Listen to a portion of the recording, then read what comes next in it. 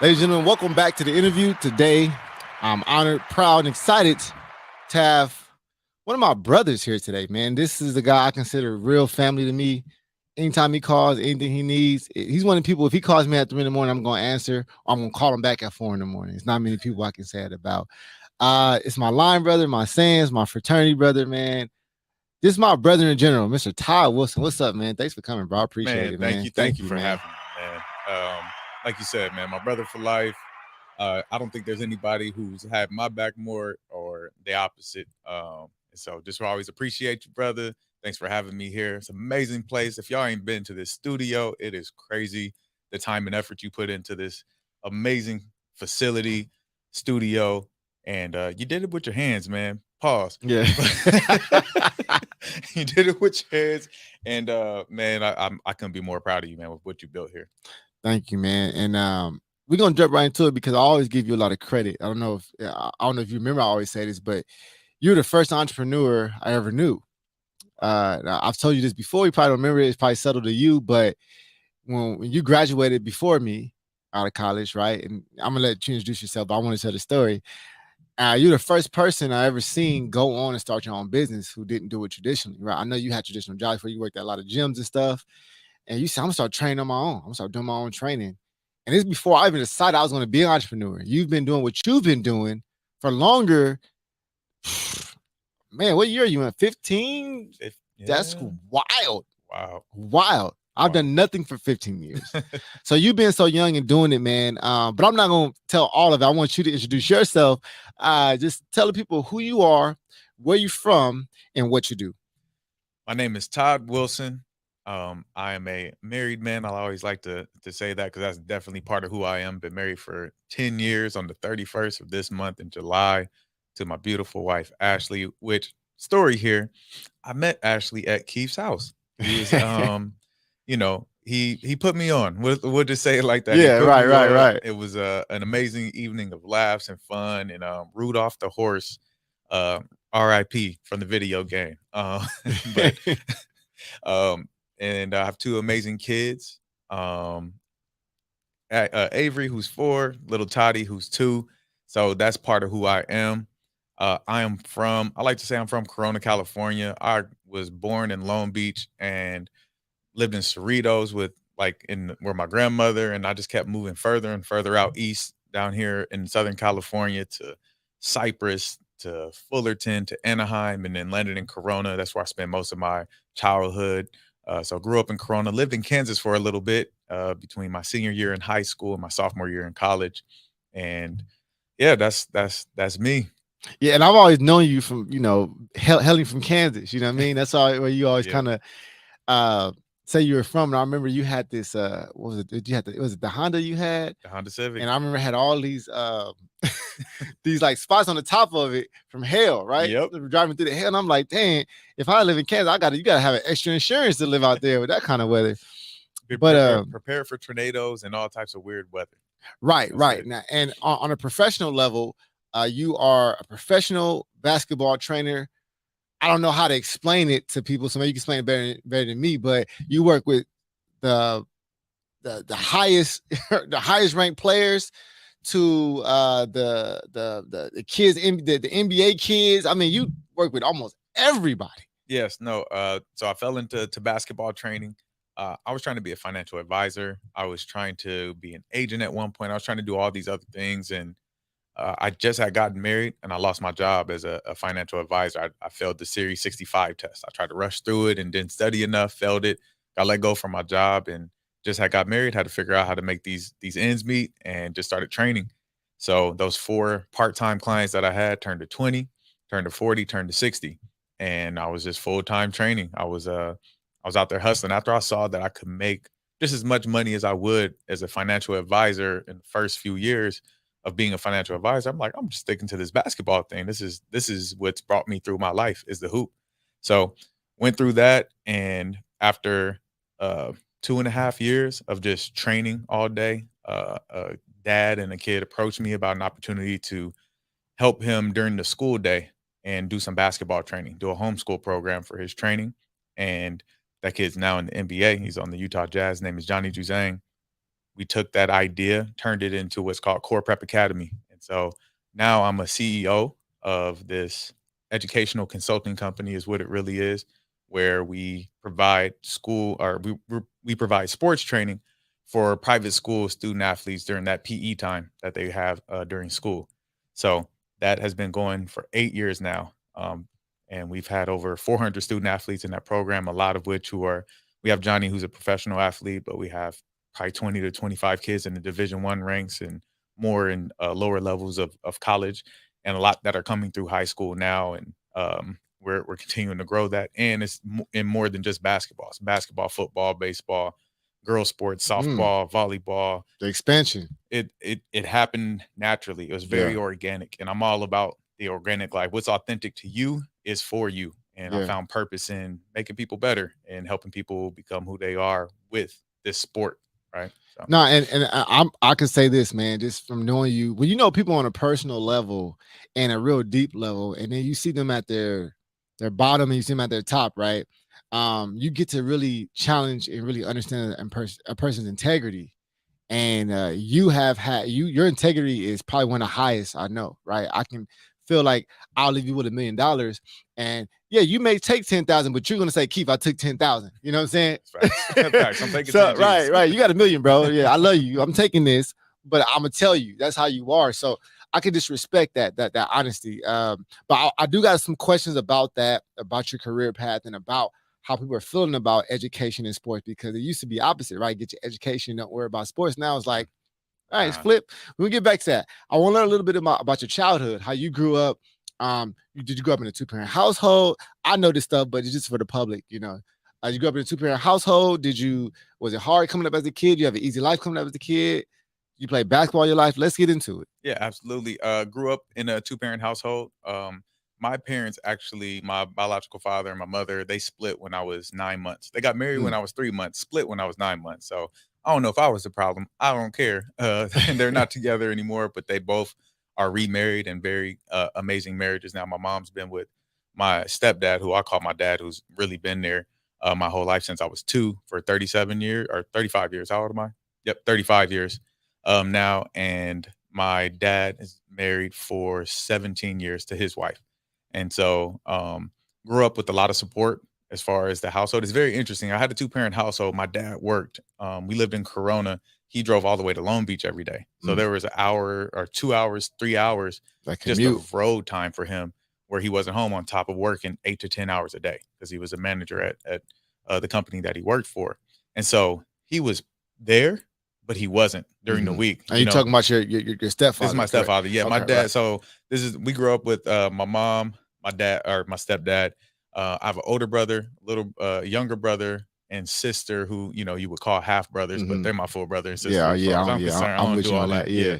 So we grew up together in the same household, and then my dad lived out in the valley, and so got to see him still every other weekend or whatever it was, whenever we, went over his house and hung out with him. He was very present in my life as well. My grandparents had a very strong presence in my life, with my parents working all the time. So growing up from elementary until about middle school, I was always at my grandma's house. I was there, and I know I had aunties who took care of me too when I was younger and don't remember it. They always want to say, "Oh, I remember when you was his age." And, if you didn't spend time at your grandma's house, you didn't have a childhood. That's how I feel. Man, that's my favorite place to be. Right, favorite place to be for sure. So growing up, it was great. My mom was the discipline. She was also very transparent and open, and revealed us to a lot of things. But we grew up in the church. And so that was a big part of our life too. If we didn't go to church on Sunday, we couldn't do anything during the week. And so it was very respectful and respectful environment, disciplined environment, but also fun. My mom was the vacation, or the children's church leader. And so we always had kids at our house. My mom babysat, did hair. She didn't sell no drugs, but she almost had the police didn't know where to kick it down. Right, almost had the trifecta. But we always had kids at the house because my mom was the babysitter. She just has a caring spirit. They own group homes to this day, and she's adopted 4 kids. Wow. After the age of 50, and she just has a heart to take care of people. So we always had people in the house, but it was a very supportive environment. It was just also very crazy. Yeah. is where I developed my people skills because we had so many different personalities come through the house from my cousins who came from Louisiana. So I got to introduce to the real country, Southern Mhm. style of life. They probably taught me everything I shouldn't have known when I was young. Shout out But to the older cousins. yeah, shout out to all Yeah, y'all. They also were the ones I started playing basketball at 11. It's kind of late compared to that most kids is I know. right, especially with your level of how good you were. So Yeah. Yeah, I yeah, was a late bloomer. I picked it up. I guess I had a little athleticism. I was short. I was 5'3".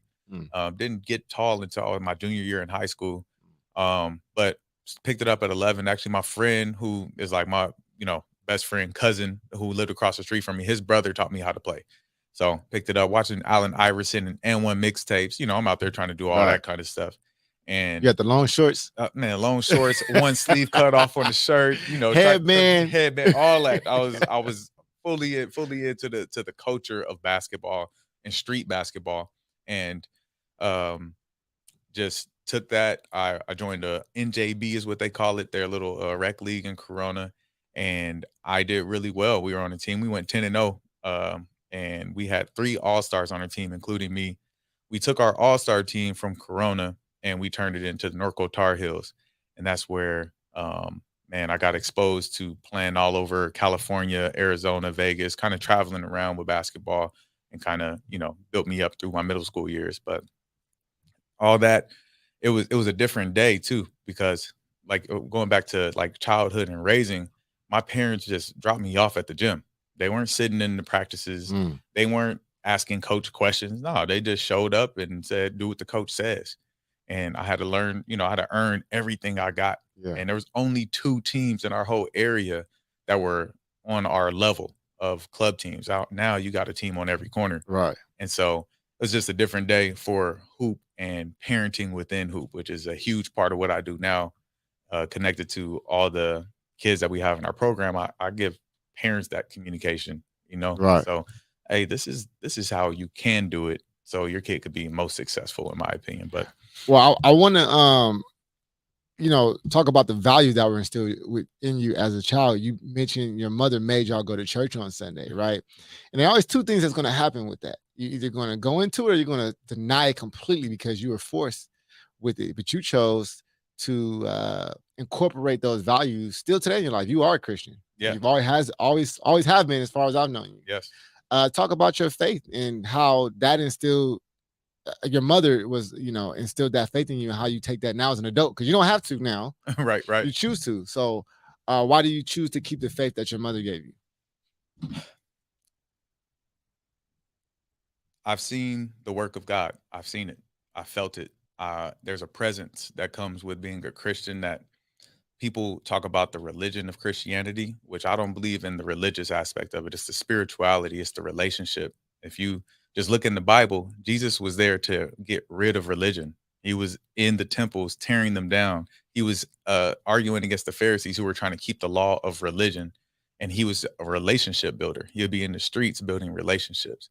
And my mom was the example of that. She literally driving around with one of my god sisters. I got 46 god sisters and god brothers. That's another story.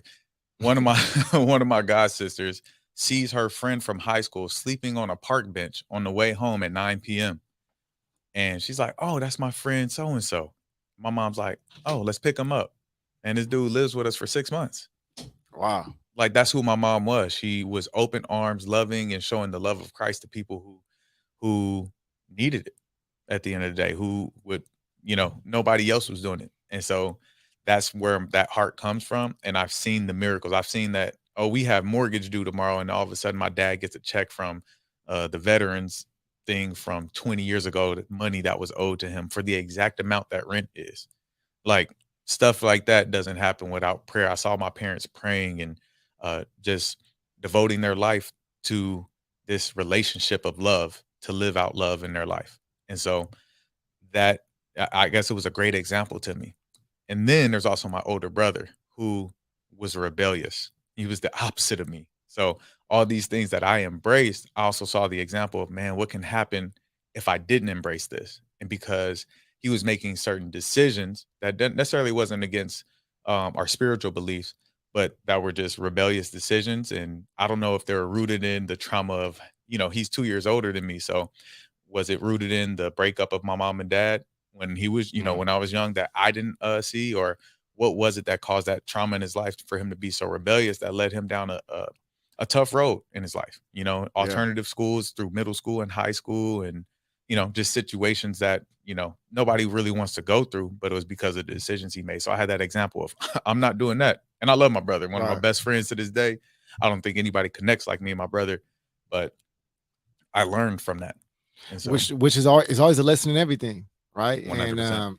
he had to go out there and make the mistakes kind of first, right? You got to the Yeah. little brother. That's the benefit, Yep. I was chilling and right? watching, like, nope, I ain't doing that. That's why I ain't getting whooping oftentimes for that. the younger brother is when we talk about athletes, the younger brother is usually the best one because he gets to Mhm. gets to make the mistakes or see what's happening. I want a little transition to your father a little bit too because you talked about your stepfather and your mother. Really, that's who you were. The day to day you lived with them, right? Yes. But there was a point where you actually moved with your father as well, right? Yes. And I always like this. I love this part of the transition for every man that I interview. There's always a part where they move or transition to their father and it changes things. Yeah. What did it change for you and how old were you when you did move with your biological father? I moved with my father when I was 21. And so, Now that's interesting because yeah. that's later than most of the time. Yes. So let's talk about this. Yeah. So, I'll scale it back. So, my family, my stepdad got a job in Kansas. He got a promotion with his job, moved us to Kansas for 4 years. So I'm not from Kansas, y'all. I just lived there for 4 years, but they were pivotal years, senior year in high school, years of Mhm. college. So some of the things that I probably even practice today were learned during that time. So I get why people think I'm from the Midwest, but I'm not. And I was it's crazy. He saved me. He doesn't know this, and Mm. this probably he can know now. I'm grown. He don't pay no more on my bill. So I was actually living with a girl in Kansas at the time, right before I moved, and it was a it was a toxic relationship. Um, and in Kansas, this is my experience and my opinion to you, Kansas people. Uh, you get stuck because there's not a lot to go after, in my opinion. There's a lot of dead ends when it comes to growth, and I'm a person who's constantly seeking growth. So I got stuck, and I saw myself in this cycle with this girl, and I'm like, if I stay in Kansas, I'm gonna stay in this cycle, and I'm probably gonna have kids, and I'm probably gonna have a job at an airline company, which is not wrong for some people. That It was was just wrong for me. yeah, It was yeah. wrong for me. I was like, I don't want to get stuck in that cycle. And so I called my pops and I'm like, hey, I want to move back to California. He has no idea why. I'm just like, hey, I want to go out there and try to play basketball at CSUN. That was the closest school to him. And he was like, yeah, it was crazy because he just had got married and he just had my little brother. And, he said, yeah, he's like, you got to live in the back house. Thank God he had a back house. He said, you got to live back there. You got to clean it up, which that place was a mess. But cleaned up the back house and moved there. He saved me from being somewhere I definitely didn't want to be. And he don't even know that. So just him being able to Mhm. say yes when he was going through a transition in his life with a new family, you know? Right. And so moved there at 21 and we started becoming friends. Before it was, he was always cool. He showed up to my basketball games. We went over, his house or my grandmother's house and we spent time together and we would go to Disneyland, go to Knott's Berry Farm, do events. But I never really knew who he was and what he was Mhm. about. Until you lived with him. Yep. I could hear stories. My mom was great about never saying anything negative about my father Awesome. and just told me about who he was and the things they used to do. Oh, we Mhm. met at Shakey's and your dad is you do this just like your dad. Nothing bad, but Boy, that the other chicken and stuff. that pizza, boy, get Man, you every them time. potato Right. wedges is different. That's what it is. The potato wedges that It's set it unlimited off. salad bar for me. Right. But yeah. Um, and we just connected. So what we did when I first moved back is we started lifting weights together and just getting in shape. And so during that time, it was time where I could just ask questions that I never knew about my dad. Like, hey, I know you married now, but hey, what happened to that one girlfriend? Right, right. What happened to her? And or what was it like growing up with my grandma, my grandpa? What was it like with my mom? And so I just started getting to know who he was and he taught me how to shave when I was that when I was 21. Mm. Nobody ever taught me how to shave. He taught me how to shave when I was 21. He taught me to budget when I was 25. My dad is a financial analyst for an insurance company. Like Mm-hmm. that's what he does is creates budgets for this, $1 billion Mm-hmm. company. And nobody ever taught me how to budget. He was like, because I kept on the little green car kept on getting broke, Right. and kept asking him for money, and I had like a part-time job. He's like, "What are you doing with your money?" I'm like, "Well, Right. I'm eating McDonald's, and I got these leagues, and then I got gas." And he's like, "Oh man, you don't know how to budget?" I said, "No, no, Right. nigga, you never taught me that." so so he taught me to budget when I was 25, and I think the change was just developing a relationship with this person who I look like, like Mm-hmm. who had me. And I've never had any resentment towards him or any anger or anything from, I found out more about uh him and my mom's relationship, and he wasn't a good person during that time. Right. Never held anything against him. God's given me a lot of grace and forgiveness in my heart, and I thank God for that, because it never bothered me. It's like, man, I just want us to do better, whatever Mm-hmm. it is, just do good. So just getting to know him was awesome. Man, I'm glad you shared that because Devontae, he's like my best friend since like right high school, 10th grade or whatever. And he talks about how he moved with his father. He was 19 and he had so much resentment, but he realized that I spent more time with my father as an adult in life than I would as a child.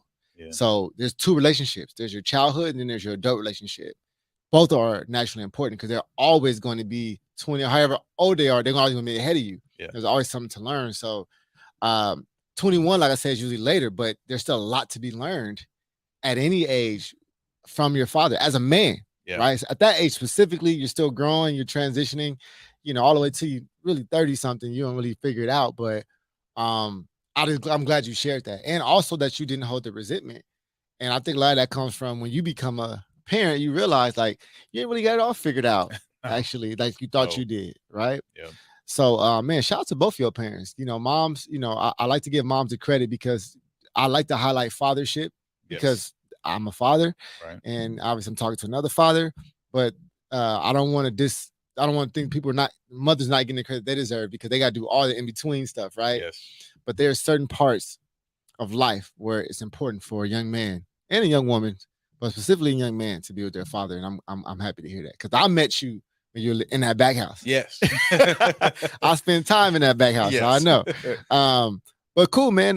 Let's take a little a jump as well to you as a career professional, because I remember you telling me like you want to ball. That's what you want to do. You want to go overseas and you want to be a professional. Well, you still are a professional basketball player, right? You're just not in the NBA, but Something like that. right, Yeah. I'm a right. professional in basketball. That's the way I like to see it. Okay, I Yeah. like that. I like that. I like that. Now, from your perspective as a professional, there's a lot changing with the game. There's a lot changing with education. First thing I want to ask you for the kids, is it now has basketball has that trumped education in today's society? I don't think it's trumped it. I think it's equally important. That's what I like to say. Is people like to say student athlete, right? Student comes first. That's how that's always said. It's like, you're a student athlete. Student comes first. And I'm like, nope. Student athlete is 50-50. Okay. Because of the opportunities that you can get when you're younger now, you have to focus on being an athlete, because there are kids I know kids in high school who are making $100,000 and $200,000 a year. Yeah. And changing their families' lives. Right. And because they're focused on basketball, that doesn't mean they're letting their grades slip, but they're focused evenly on the development of basketball.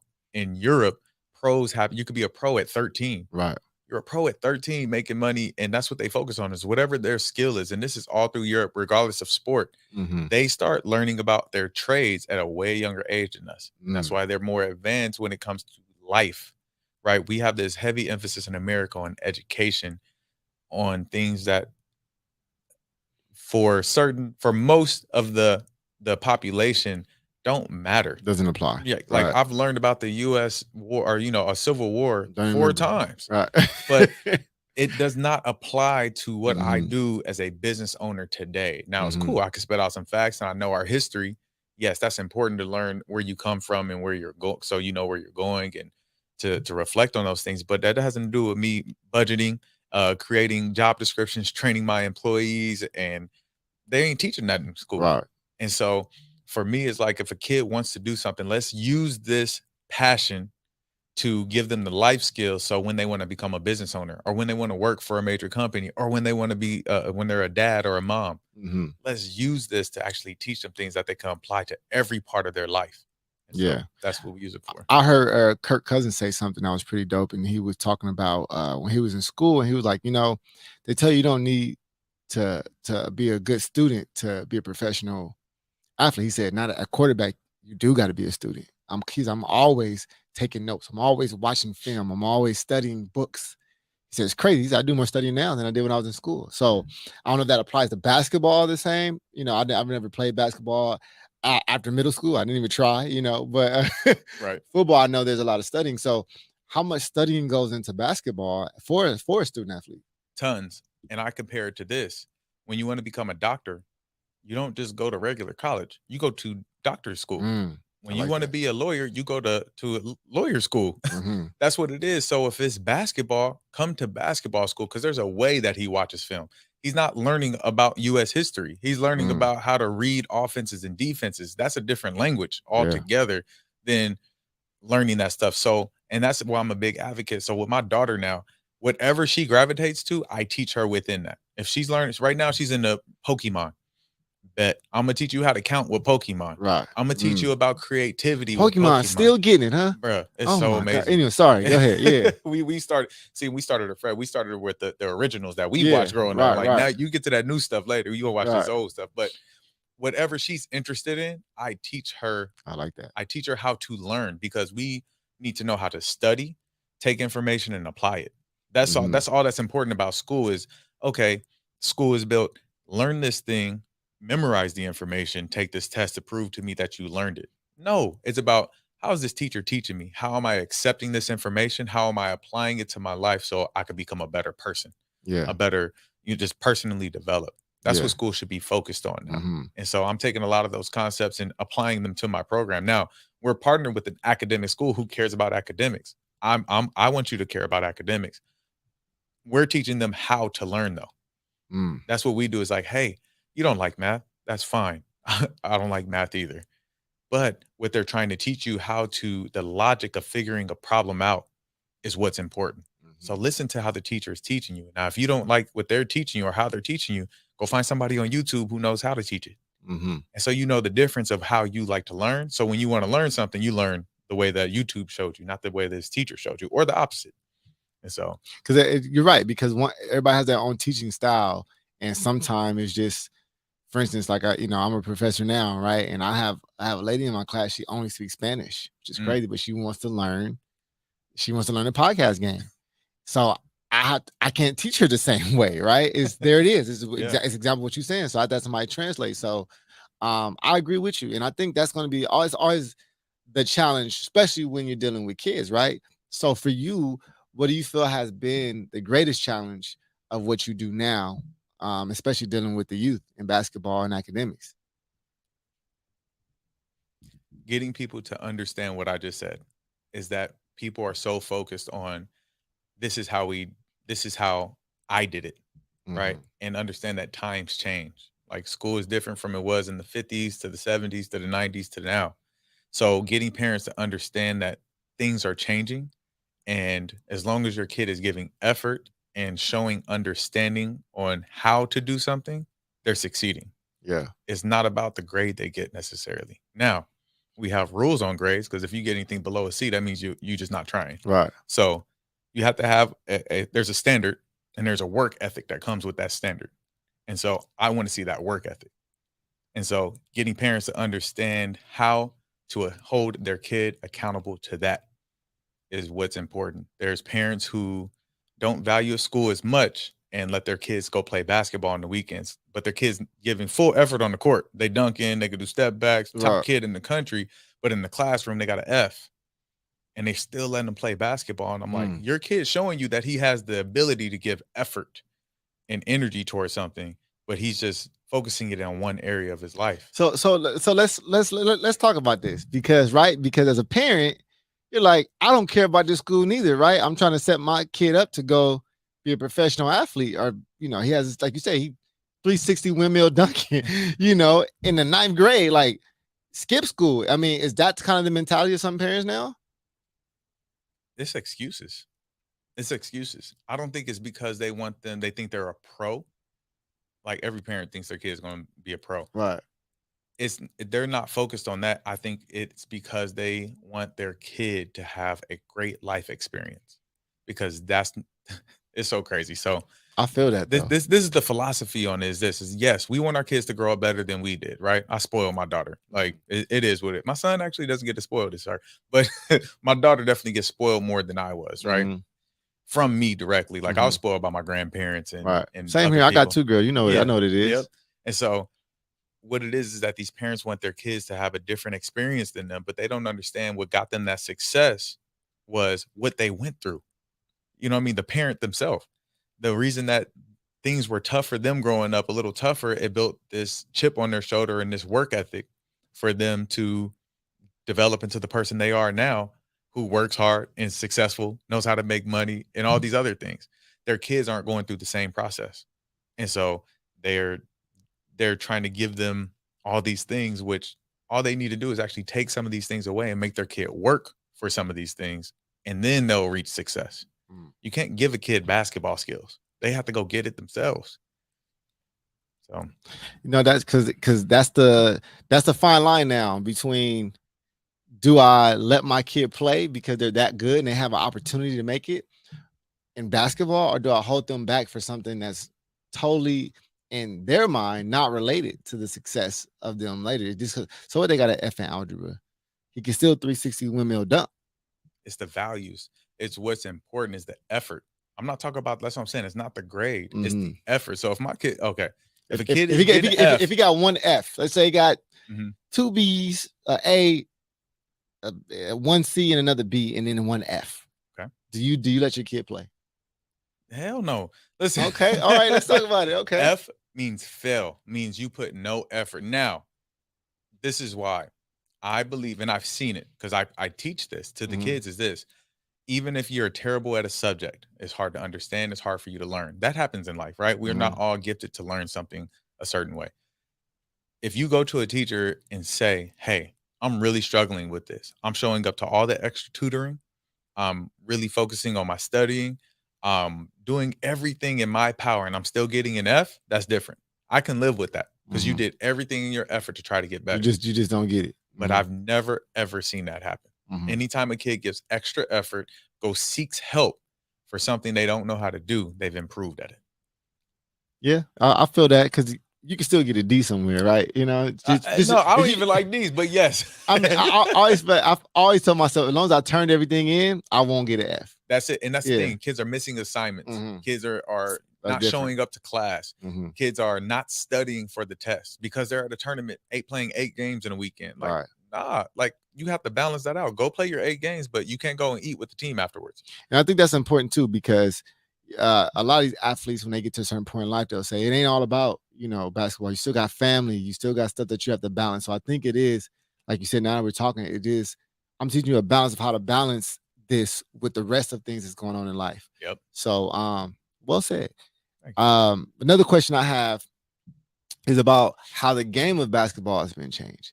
When you played growing up, right? You supposed to remember you gotta make 3 passes first, and then you go and you try to get a layup and you don't shoot a bunch of threes. Now, Steph Curry has changed the game, obviously. LeBron changed the game, obviously. How's that impacted your teaching and coaching? Because now these kids want to shoot from half court. I'm going to argue and say it hasn't changed. Oh, okay. Basketball is the same yesterday, today, and forever. Okay. Basketball, the fundamentals of basketball never change. The priority of what shots to shoot never change. What's happened is kids have become more skilled and shooters have become better shooters. Mm. The skill of basketball has changed. So the flow of certain things within basketball look different. So instead of doing, down screens and the UCLA offense, which is a lot of cutting and all that, there's more ball screens because people are more athletic and skilled, more reads, and there's more open space on the court. The movement stays the same. If somebody's overplaying you, you backdoor, whether you were playing in 1960 or 2020. Hmm. You get open the same way. Which changes is you have a Steph Curry who could shoot from 35 feet. So now that just leaves more space. So you have more Mm, opportunities. So you have to look at what's going to bring those opportunities more and more. The problem is that it's a highlight generation. Is that we show Steph Curry making all those shots. We don't show what's happening. Most of the game is the movement, the spacing, and the passing that Golden mm, State does or teams like that do. We just look at the highlights. So kids look at the highlights, and now trainers are making money because they're teaching the kids how to do the highlight. They're not teaching them about basketball. mm. So how I implement is I teach the fundamentals first. You come into my first few weeks of my program is, year round for the school year is we're doing jump stops and pivots. I'm teaching you how to rip the ball. I'm teaching you how to pound the ball on the ground. I'm teaching you how to shoot with your form. And everything we do, everything we teach at first is fundamentally sound. If two people are guarding you, you pass the ball. Period. Right. That's it. You If know, one person's guarding you and you close to the basket, you better shoot it. Don't pass it. It's one person guarding you. That's an advantage. And so mhm. we teach those things. We teach basketball. That's how basketball is played. Now you have people who are just physical specimens and they just have the ability and talent to do things that other kids can't do. And so for those things, that's why you're an NBA player. There's only 5,000 people, less than 5,000 people ever to play in the NBA. In the existence of the NBA, Really? 5,000. That's there you go. It's only even 5,000 players in the NBA? Total, total, all time. That's a crazy That's statistic. including 10-day contract people. Seriously. Yes. It seems like so much more. No, but it's not. Wow. Only 5,000. And so, yes, there are special cases, but guess what? Most of the world is not that special, unfortunately. And it's okay. You can strive to go there, strive to get there. But talking about the NBA and touching a NBA court as a player in a game, or even sitting on the bench and not playing, is under 5,000. That's an incredible statistic. I've never thought about that. Yep. And so, Wow. It's so sitting in right now. yeah, yes. Holy cow. Okay. So if you understand that, you understand, okay, then what's your real goal with basketball? Okay, let's get a college education with it. Let's learn some life skills through it. Let's use this to get to where I'm at, right? I never played at a university. I played in junior college 1 year. I played 1 year in junior college and didn't play. Like came off the bench, played 7 to 10 minutes a game. And it's crazy now because you now train NBA players. How Right. does how does that happen? God. So I I let's see, how did it happen? I kept on playing. I moved back out here to California, right? I had some opportunities to play in Kansas, but I had to get out of there. Moved out here, tried to walk on at CSUN. That was the year CSUN was really good. They had 18 guys on their roster already. Nobody made the walk on tryouts. I did really well in that tryout. And I played with all those guys who were on the team. We used to do pickup runs, and I can compete with them. Not saying I'm better, not saying that I should have made the team, none of that. But But you fit in. I definitely had some skill, right? And didn't make the team. And so my college eligibility just kept running out. I didn't have the information that I needed to know. Like I shouldn't have went to school until I was picked up for basketball purposes. Mm. And so I kept going to school because I had to get my education, right? And so I ended up finishing. But through that, I was still playing competitively in these, pro am leagues or whatever it was, and high, adult leagues that were super competitive. I was training with Impact Basketball, and so with Impact, the gym I used to work at, 360 Health Club, is now called something else, and the basketball court's actually gone from there. Hmm. Um, I would rebound for NBA players because I worked at the front desk. Impact Basketball was there, and I was like, "Hey, can I come help?" I would just go rebound and play defense. So that's how I started with training. Was that Wow. and Hold on. So so you was a guy at the front desk with a passion for basketball. And obviously, you still have some skill. So you just say, hey, let me go rebound for you. I'm down to just can I rebound for y'all? And yeah, I mean, it like, was like Kevin Garnett, like you know, right. Rajon Rondo, like it No, was I some dude, remember you used to it was because some dudes. yeah, because you used to be like when I remember you used to work there and we try to come to you like, nah, we got some people coming up here today. You know what I mean? Yeah, So incredible. So you started just being a person that would just get the rebounds, play a little defense, right? Help them out six in the years, gym. 6 years. And that grew into you. How'd you end up like now being like I'm one of y'all trainers? Well, so it didn't flow that way exactly, which people don't see that jump. So I was there just as a rebounder, right? So I never called myself an NBA trainer. I literally said, "Hey, I was rebounding for NBA guys." Mm-hmm. Like there's a difference. A lot of people step in the gym one time with the NBA guy, get a rebound, and say I'm an NBA trainer. That ain't it. So what went from there is I started training kids. That's when, through that time I was at I worked Drew Holiday's camp because it was a part of a church, a Shepherd of the Hills church at the time. Mhm. Somebody asked me to help work that camp. I started working that camp. From that camp, people wanted to start training with me. I started training them. And then that's when I got married and all that other stuff happened. I started building my business. And so I went back to 360 once I got enough clients. So I was out in these streets in the sun in 110-degree weather training from during the summers from 6 a.m. to 5 p.m. That's literally Wow, how I all started day. outside all day. And I had the tan, I was straight, but that's how the training worked. And then I got a spot outside of a performance training facility where I had my own space to do it. So that way, when people came to the park and wanted to play, I kind of had to get off the court. Got my own space. I was still outside, and then I finally got enough clients and enough money to pay for a space at 360. And I had a great relationship with the owner there, or the CEO there, and he gave me my own space. It was mine for lockdown from a certain time to a certain time. So I was really able to build my business because I was indoors now. All day too. You there all day. All day. All That's day. wild. Yeah. And I mean, but the money was wild too. It was Right. awesome. Right. And I set my business up. This is all for all you trainers in general. Set your business up. Stop getting per session payments. Set it up like a gym membership. Get a monthly fee. You don't show up, that's on them. They need the work. I set it up like a gym membership because I worked at gyms for all those years. So I understood that sales process. Set it up to where, hey, it's $300 a month, you get 8 sessions. But I had 60 kids. Do the math. I was making money, and I had different levels and tiers to it, of course, right? And so from there, Impact Basketball was still in the gym, and I'm on the side. So they're training the NBA guys on the big court. I have one of the side courts, and so I'm still in there, and they're seeing me train the kids. And so the guy who runs Impact, Joe, I was constantly in his ear. Hey, how can I help out? How can I help out? Let me know I can help. And one day I had an opportunity. He's like, hey, I have a Chinese team coming in. I need you to come to Vegas for 2 weeks and train this Chinese team.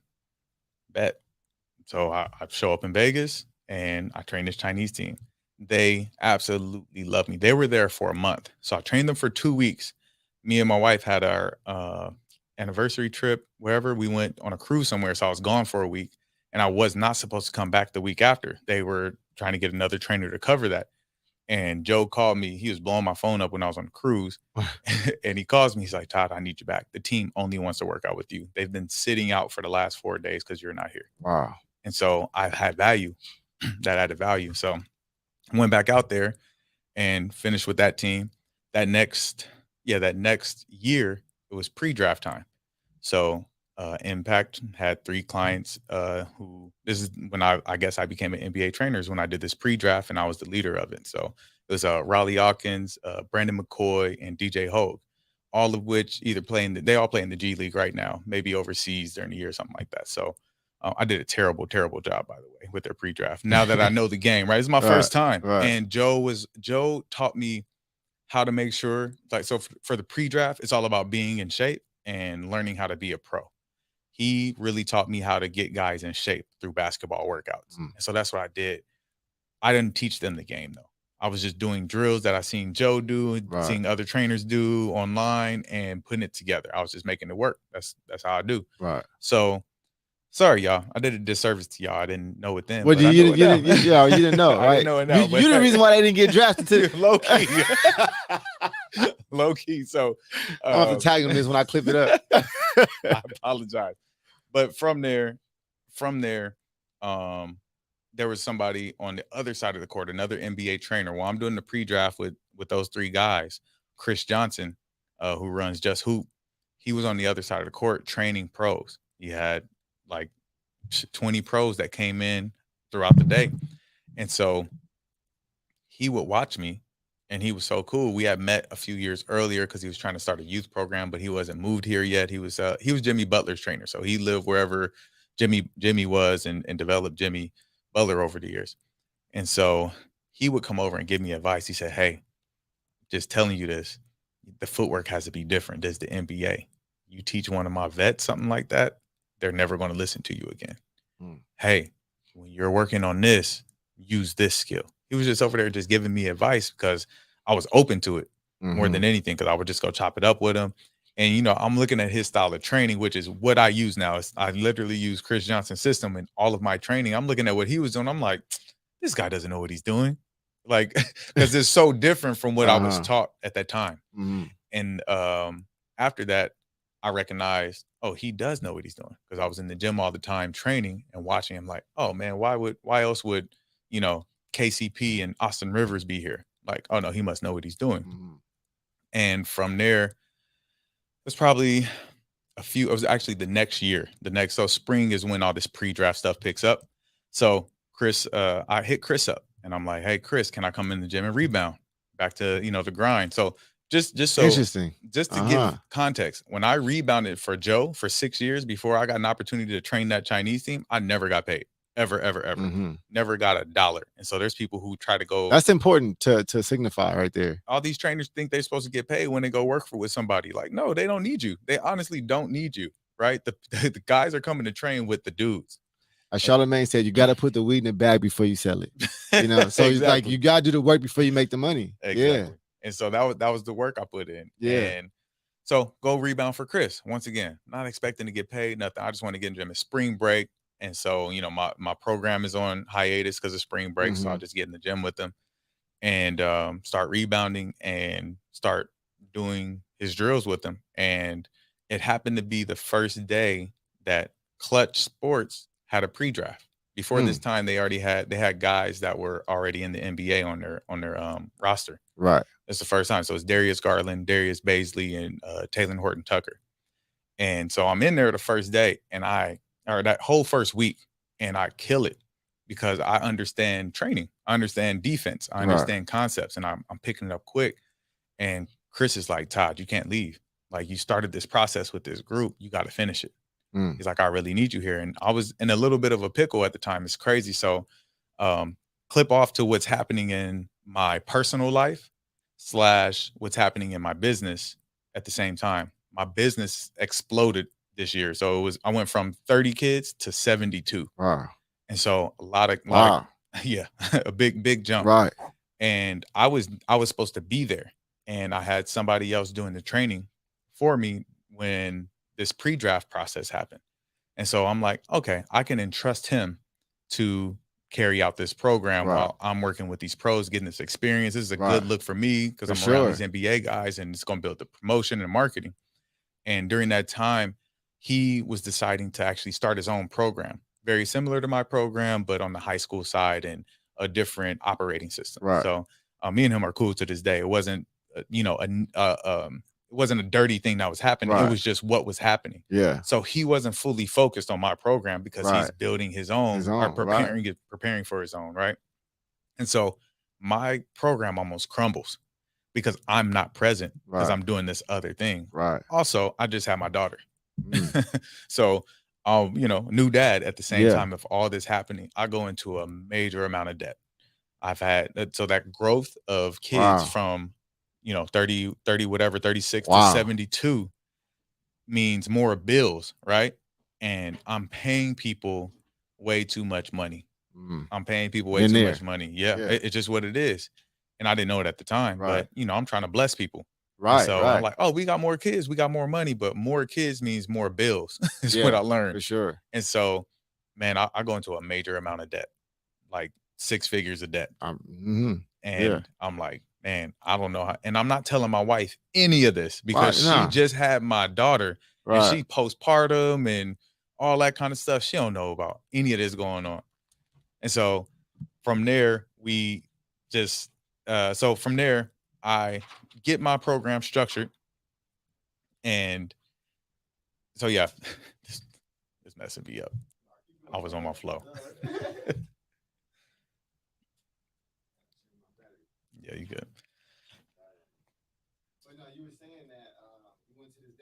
Yeah, so I went into the debt.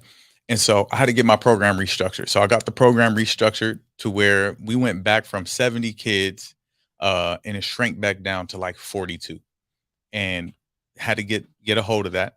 But during that summer, that's when I started. I was still in the gym with Chris. I saw this opportunity. That's when I was trying to be an agent. I decided because of these kids I had going through my program and reaching a level of success, maybe I can transition that into being an agent.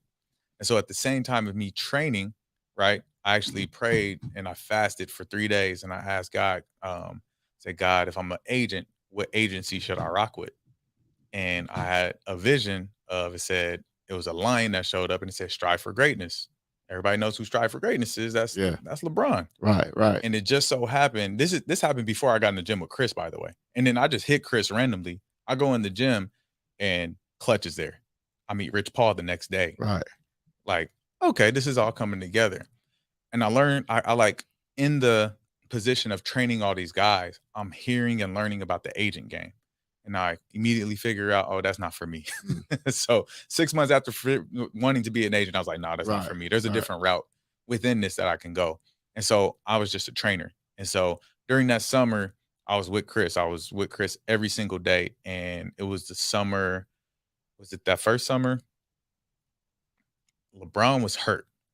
So it wasn't, we trained LeBron later in that summer he was coming off an injury. And it was like almost in July, late July. He was still in Cleveland, right? Or Miami. No, this is when he first came to the Lakers. Okay. This first when he first came to the Lakers. And so we're training, Andrew Wiggins, Ben Simmons, Austin Rivers, Tony Snell, KCP, like a bunch of guys every day. And so I'm in the gym, like I'm learning the game and understanding what it really takes to train an NBA player. Right. I don't think I really had that experience with the pre-draft guys because they weren't players yet. They were getting ready to play. Right. And I've rebounded and I've watched workouts, but I was never involved in a workout. And so I just learned from Chris, and Chris let me be heavily involved. I was guarding these guys on every single play, shadow boxing. He allowed me to even, give my 2 cents where, I could on improvements to guys' games. And so that summer, it's still to this day, I wouldn't say I'm an NBA trainer because I don't do it consistently. I do it for a small amount of time during the spring and summer. It's like not what I do. I'm a trainer. I'm a developer. I'm a consultant for basketball. But I have a lot of experience in the gym with NBA guys and training them. And so that's where I'm at. And it's humble, but it's true. No, and you know what? And regardless of what you're saying right now, people's going to be like, that guy's an NBA trainer. You know what I mean? So that's just what it is because you train NBA players. Period. Yes. There's nowhere around that. I do respect the humility. I want to bring emphasis to the point how where you are, your success has just a lot of it's been in the right place at the right time. Yeah. I ain't gonna say right place, but it's been you're intentional about being at the right place. Yeah. Very intentional. And then doing the right thing when you're in the right place. It's not enough just to be there, but talking to the right people. Yeah. Like imagine if you were in a different gym. Imagine if you were 24-hour fitness, right? Doing it. You would not have the same result. So I think that's so maybe small, but that's the difference maker. It's on purpose. It's my faith. I have this faith that I can get to any place I want to be. I can get into any room that I want to get in. And I've proved it time after time is that, hey, I want to be in the gym with Clutch or, meet Rich Paul. And I think it's my prayers. It's like, and now you know these people. Yeah, no, yeah. I mean, that's wild. If I say what's up to Rich Paul, what's up, Todd? Like we have real adult conversations. Yeah. Like, yo, how's your life? Everything good? Cool. Keep pushing. Did you ever see like? Does it ever? I don't know. Do you ever think about that and be like, that's wild? You know what I mean? Like, or does it just regular? No, it does. It does. There's some people. I don't get like starstruck.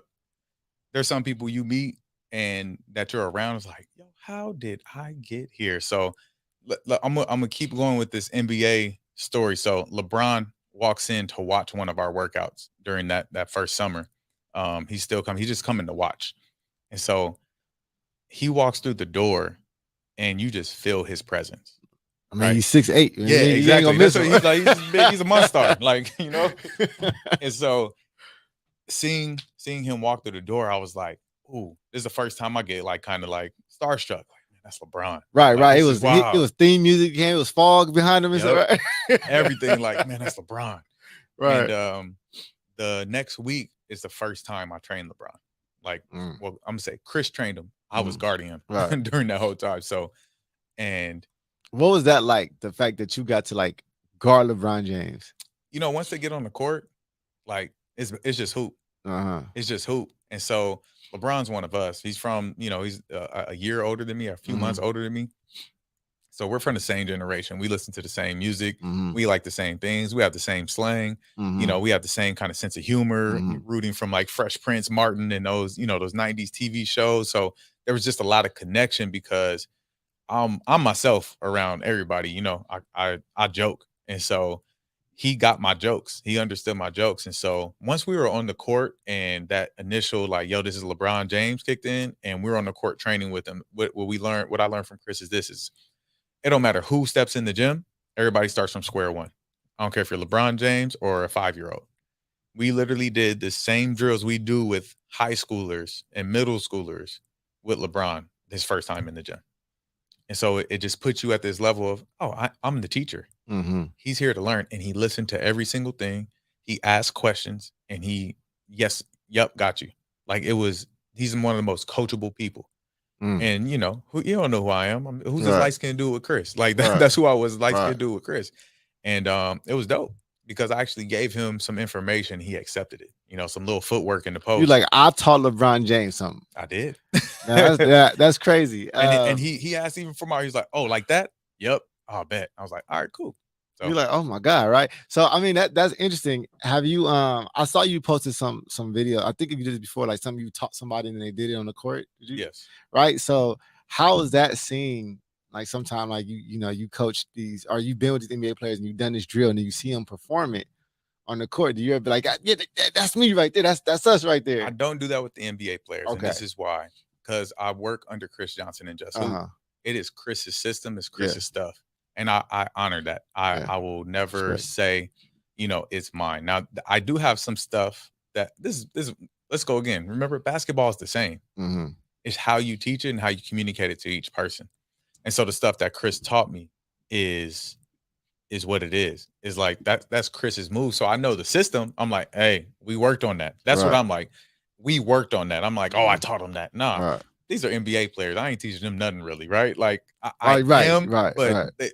you don't really teach LeBron anything. Nah. Like he just you remind him of Yeah. a move he should do. Uh-huh. And that same summer, so it's so dope. I get Dwayne Wade in the gym too. So D Wade is like he just retired, but he's still in shape. Mhm. He still wants to work out. His son was in high school at Sierra Mhm. Canyon, so he's coming in the gym a lot as well. So I'm learning from him. He's coming in teaching. Rajon Rondo, 5 a.m. every morning. Mm. I've learned more from Rajon Rondo than I learned from anybody about basketball. Wow. He's just a genius. And Yeah. so it was like for me, I was in school. I was like, man, I didn't get paid a lot because you just don't get paid a lot as an Mhm. assistant basketball trainer. It didn't matter. Like I was Right. getting paid a little bit to learn everything Right. in my eyes. And so yeah, you just recognize like, oh, we work on that. That's dope. You get to it. So Last question on this part. Has there ever been anybody like you trained or played in the NBA? You was like, I mean, I think I can kind of work this guy. I think I got a little more skill. Like, have you like So- you know what I'm saying? I know it had to happen. yeah, so it's more on the defensive end, right? Okay. So I have to guard everybody. Uh-huh. And when it gets to we call it Ball Head Wednesday, because we it's the toughest workout of the week. Like, Uh-huh. we really pick up the intensity and we don't really give them water breaks and we Uh-huh. go at them. And we play 1-on-1 and 2-on-2, and we're on defense the whole time. We don't Right. really get to play offense, right? Mhm. I lock people up.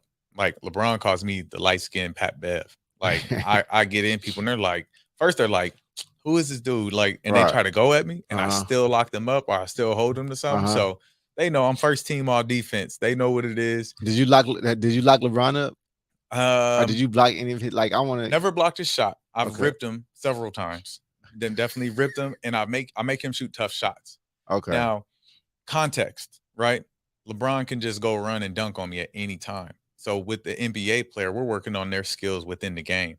What are you going to get in a real game? And so there's certain options he's not even allowed to get to while I'm guarding him because Okay. it's the context of the game, but he still has to be able to score because Mhm. I studied him just like a player who's guarding him studying. Right. It's like all mid ranges right now. Or Yeah, whatever. yeah, Okay. exactly. Or we be in the post too. But I just make it tough on him, right? And so he respected me like the defense. He's like it was funny. We were at the Lakers facility one time, and Quinn Cook, when he was on the Lakers, Mm-hmm. and they were in line. It was him. Was it Kuzma? It was somebody else. I can't remember, but I know Quinn and LeBron were there, and Quinn was the first one up, and I ripped him twice in a row. And LeBron was like, "You better, you better tighten up. Todd gonna get you." It was like one of those. I'm like, he actually respects me and what I do on the court, as far as being a defender. So they know what it is. It's a lot of mess talk. There's a YouTube video of Darius Garland cooking me, absolutely cooking me. And so there's moments of that, but there's also moments of, I get mine. They're never going to post those videos though, Right, because they right, gotta right. up they gotta up the players. But first team all defense, they know what it is. Yeah, I mean, once you get the nod from LeBron, it's all good. I said last question now, but I got another one. Who's the best player that you've ever worked with that a person probably wouldn't expect to be, I guess that good? Because like you just mentioned Darius Garland, right? I think now he's starting to get it started, but When he cooked me, nobody, people yeah, were asleep. I kept telling people like, "Yo, he's gonna be an all-star." Like yeah, he's just his hezzies. I think Darius Garland won. Every NBA player is good. First off, let's just put it there. Like yeah. you Thank can't you. really guard any of them if you really go. Even if they're on the end of the bench. What? Those are Yeah, the best ones because they yeah, got more energy because they ain't playing in the real games. Like they yeah. they can actually go. They're fighting for something. Somebody, here you go. And this is years ago. Here's a dude. He was in the NBA for a very, very short stint. Phil Pressey. He went to University of Missouri, I believe. Man, this dude is 5'10", 5'11". Absolutely cooked me for an hour and a half. Literally, I scored one time on him. I actually was on offense too. He put so many buckets on me, and I was playing my best defense. Phil Pressey, little dude, man, and he just cooked me. Absolutely cooked me. So yeah, he's not even in the league anymore though. So, but I remember that moment of getting cooked by somebody by a pro. Like, Right, yo, I didn't you was even know not he was this expecting good. that. Nah, cooked me. Yeah, man. Man, those are some great stories, man, and I appreciate you sharing really what led up to you being where you are now because people don't understand that entire process, right? They see you with these pros and they probably attach it to these numbers. They wouldn't know you went in debt. They wouldn't know you really wasn't getting paid. They just gonna be like, Todd must be on now because he's guarding D Wade on Instagram, right? Yeah. So you sharing that is super important for the context of people to understand that, I hate to use this concept, but I got this from actually Charlemagne the God's book. And he talks about, it's the idea of putting the weed in the bag before you sell it. You got to do the work before you get paid for it. Mhm. So what you are doing is definitely doing the work. You have been doing the work, and that's starting to show up now, right? For a long time, like I said, since forever. All I know is you playing basketball. I don't know nothing else. Um, Last subject here, we want to get on to you as a father and a husband because that's super important to who you are. And you have two children now, like you've already expressed. You have a daughter and a son. What's the difference now for you having two children than when you just have one? Man, I want to go back. No, I love my son, man. The difference is explained like this. When you have one kid, everybody wants to babysit them. When you have two, nobody wants to babysit Hey, them. that's real. They don't want to do two. That's what it is. That might be it right there. We are committed to being an amazing parent, being amazing parents to our kids and being present. It's so difficult to be present with your kids nowadays because of the phones, the iPads, the TVs, and all the distractions that we have in today's world that we didn't have back in the day. So we are so focused on being present, and it's hard. We're not perfect at it. We just try really hard at it. That when we need our break, because parents need breaks, Man. we need breaks. We need a community. We need family to come around and at least once a week. Real talk, Right, because now you're gonna beat your kids. man.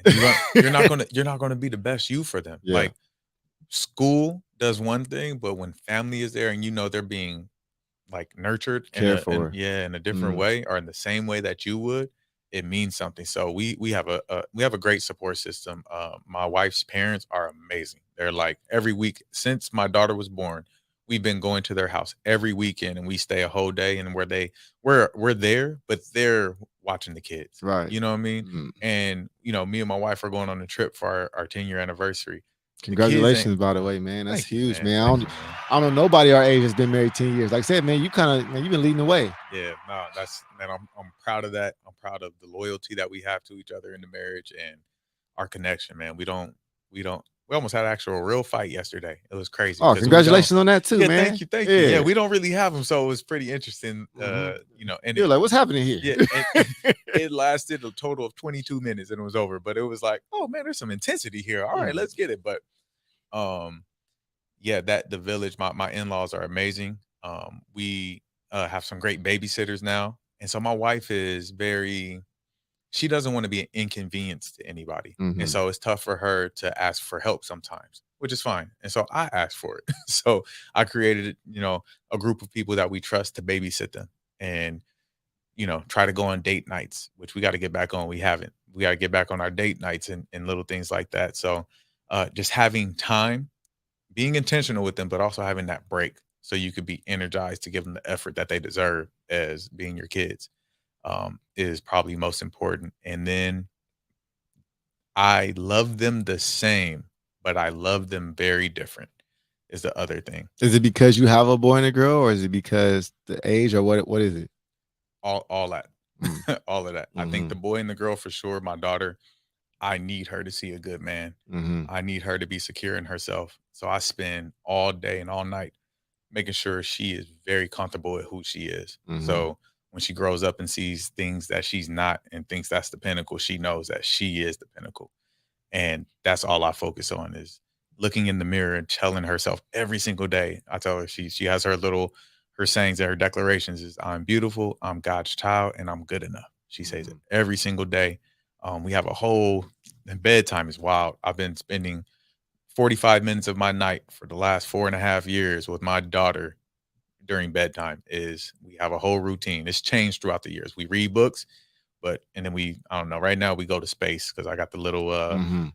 night lights with the But you spend 45 minutes every night carved out for her. 30 to 45 minutes That's where beautiful, bro. we're just locked in and I'm teaching her stuff. She just learned me and my wife's phone It's number. y'all time. That's it. Yeah. It's like I get to invest in her whatever I need her to learn. And she Mhm. tells me about her day now. She could talk. So, hey, how was school? And I don't know how this came like this, but I asked her, is there anything you need to tell daddy? And that's her time to tell. It's like to snitch Mm. on everybody. Oh, at school today, so and so did this, or Right. mommy, let me be correct here. Mommy disciplined me today for this. And, Mhm. like that's her time to tell on everybody or something, Mhm. that she didn't like happened to her. And Mhm. so, and then we talk about, hey, why do you love yourself? Why do you love Avery? And I'm teaching her about, yes, you love your hair. And like, she'll say these physical things, but no, we're going to talk about what you love about yourself. Do you love that you're funny? You're silly? Yeah. Do you love that you're a good listener? Yeah. Do you love that you're kind? You love that you're a good big sister to your brother? And so I'm teaching her the values of what really matters during that time. And so, and she shows it. It's weird. It's crazy. Her comprehension in such a small amount of time is wild to me. I'll teach her something one time and she'll remember it. She understands it fully and she can apply it to herself or others right away. Well, they And say so, kids learn better than adults, man, and that's very true. and I would say, and then the difference I think with my son is he's a man, first off. He's a black Mhm. man. Mhm. So there's a sense of toughness Right. and rowdiness that I have with him. Mhm. A sense of he's very, very affectionate. He's Mm. very affectionate. He's very just in tune with, his sister cries. He just Mhm. goes and lays his head on her and hugs her. He loves to just when I walk in the house, he just runs up and gives me the biggest hug every Mhm. single day, no matter what. He's just super affectionate. And so I love that about him. And then there's this toughness I'm trying to build in him, right? Mhm. And he got it. He be beating his sister up now. So we trying to help. I'm like, he's almost at the age where he about to get hit back. Like Right, right, I'm right, about to right. let her loose, but Yeah, you're a little strong that's now. yeah, you Yeah. strong. And his path as a kid was different. My daughter was super advanced, super quick, Mhm. walking at 9 months, talking at 10 months. Mhm. She could navigate the world by herself already. My son took the total opposite route, right? And so he had enlarged adenoids. For people who don't know what adenoids are, they're the tonsils of the nose. Mm. So it was tough for him to breathe. It wasn't like he was suffocating or not Mhm. breathing. It was just tough for him to breathe. it was hard for him to breathe and drink at the same time. It was hard for him to eat certain foods. He had trouble, yeah, like sleep apnea. So Mhm. he struggled for years, right? For 2 years of his life until we could get the surgery to get his adenoids removed. And in Mm. doing that, we also learned that he had fluid in his ears. And so he had to get ear tubes. And so that drained the fluid. Now he hears Wow. perfectly. He actually walk around with his hands over his ears because everything is loud to him Right. right now. Right. So that delayed a lot of stuff in him, right? So super smart, and he communicates very, very well. He just doesn't talk yet. We're teaching like Right. that surgery happened a month ago, and now he's finally making duh. Mhm. Like he's like we really had to start from scratch with his speaking Wow. because he couldn't hear us. And he Wow. if you this is why I tell people, put the back of your tongue up in your throat and try to talk. Mhm. It's almost impossible to say Right. most words. And so Right. he couldn't speak. And so Wow. his path is so much different than my daughter's. And so we had to love him through that. But also, I was like, if this dude never speaks a day in his life, he's still got to be successful. Wow. And so I was still tough on him, right? The Yeah. tough love, the discipline, where my wife is way more nurturing. And I love the balance of You that. gotta have it. She needed to be that for him. Is Mhm. like, oh, he's going through this. I'm like, he doesn't know he's going through this. This has been Mhm. his life since he was born. Right. He doesn't know he's going through this. So he needs to be ready for the world, regardless of whatever, things that he has going on. Mhm. And so I had to give that tough love. I didn't start liking him until he was about 6 months. Yeah, most time we don't. Most fathers don't even be rocking with their I kid don't until know later. him. Like, who's Right. this dude? All up on my wife all the time, getting all the attention, man. Nah, back up. I used to tell people that all the time, like, I don't like him yet, man. And Right. so now he's my guy. I walk in That's the house like, hilarious. yo, what up, twin? Like, we Right. we good now. That's Right. that's He my walking around guy. with his shirt off and Yeah, everything. everything. Thugging. Thugging. So the two kids is just learning. This is being the example. Yeah. That's it. I love my wife in front of them. My son hates it. He's so selfish. Right. But I love my wife in front of them. I speak to them how I want them to speak to people. I ask Mhm. them, please, I thank you. I try to use a calm voice when it's 99% of the time until I have to use the authority. Mhm. Um, and so I just want them to be great people, and the time spent with them is what's most important. Man, that's a. I mean, what a challenging experience as well, right? Oh Because man, it's like you don't want your kid to go through nothing, nothing. right? You just wish you can just be in a place. You don't want them to go through nothing at all. So I can imagine that, the how, and then once again, people don't know you're dealing with this, right? I didn't even know, Right. you know. And you're here you are still showing up to work, still giving your best, still having faith, you know.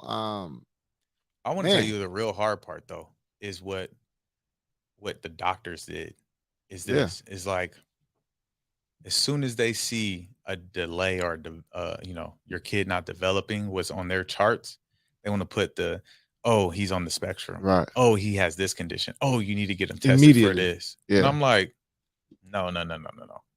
There's a difference because I know what that looks like. I've been around Mhm. kids, and there's nothing against that at all. I'm just saying that my son is communicating with me.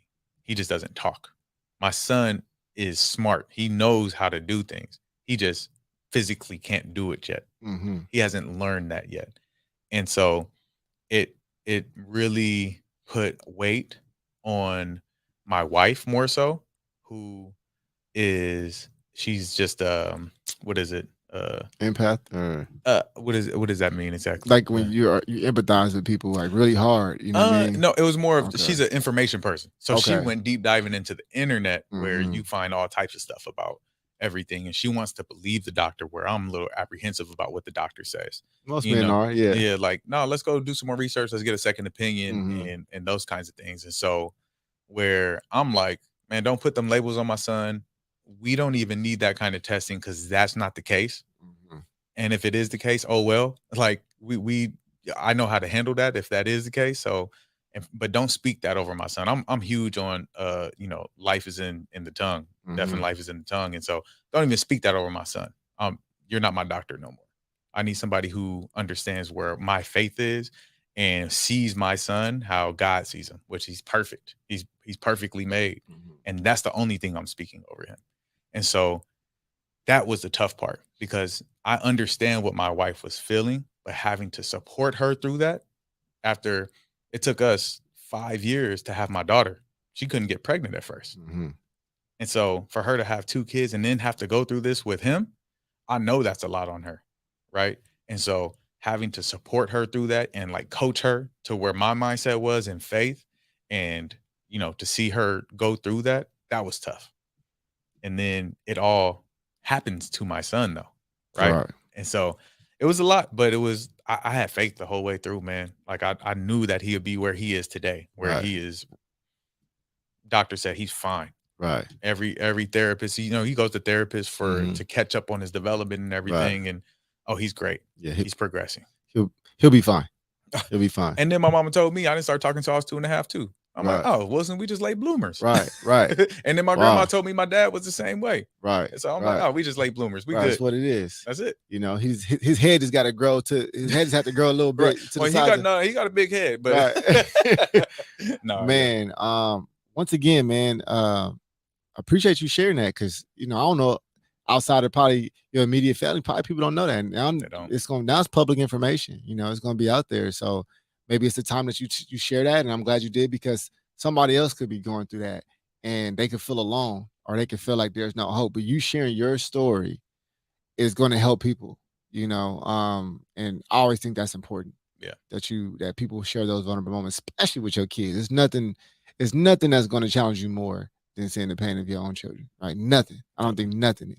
Yeah. So, like I said, I appreciate you sharing that, man. I got one more question for you, and I'm gonna let you go because I've been holding you hostage. If you had everything that you've been through as a professional, a husband, as a father, as a kid, even so, being a son to a friend, a brother, everything. What is some life advice you would give to people who are going to see this? The best advice I can ever give is, and it's because, like you said, the one consistent thing that's been in my life throughout it all is my faith in Christ, man. It's just what it is. It's something that surpasses understanding. And it's not going to church. It's not doing things to feel like you're close to God. Is actually being close to God. And the way I've been able to do that is through prayer, a lot of reading the Bible. It is God's word. Now, let me say this, study the Bible. Don't just read it. If you read the Bible, it's going to feel like a book. It's going to feel like a fictional story. Study the Bible so you understand what the words mean and what it's pointing to. God never meant for us to be just humans. He wants us to be gods with him. And it's in the Bible. He calls us gods. What he wants us to do is bring heaven here to earth. And you can only do that through Christ in my life. That's the only way I've been able to do that because it brings me to humility. Now, are there good people who don't believe in Christ? Absolutely. Are there people who do good things that don't believe in Christ? Absolutely. I believe Christ brings a peace that surpasses understanding. And once you experience that power and that relationship, you understand who Christ is and what he wants you to do. The freedom from everything else that he wants you to have. Because when you love like he loves, you have freedom. Jesus was free. He lived his life and did whatever he wanted to do. His heart was just directed on what God told him to do. So with that's what's been the consistent thing in my life is when I was in the debt, when my wife couldn't have a baby, when I was out in these streets wilding out and needed Jesus to save me. He's what brought me back to where I am. And the integrity that you talked about is only from him. Because I'm a very, very ratchet dude. I'm a very ratchet dude in my mind. I have, I have the things of this world impact me. But it's always the reminder that, hey, God loves you. And that simple thing, like, man, I have somebody who really loves me for me, that I can be myself within that. And this is the person that I want to be because God loves me. And so that was powerful, man. So we're gonna have to get you on Sunday service, man, with that one. Or whatever day. Ain't gotta be Sunday, but you know what I Yeah, mean. yeah, honestly. Um, once again, I want to thank you for coming out. Thank you for sharing your story. Thank you for being vulnerable. I'm excited for some of these clips that's gonna go up on Instagram, and we're Yeah, trying to I'm go I'm viral. I'm You know what kinda I'm saying? scared, man. Yeah, I'm definitely gonna tag LeBron and let him know that, you know what I'm saying, you was getting ripped, bro. You know what I'm saying? So but ladies and gentlemen, if you didn't know who Todd Wilson was, and if you did know who he was, well, you probably need to be reintroduced. So it's been a pleasure and an honor to reintroduce you to Mr. Todd Wilson. Thanks, bro. Yeah.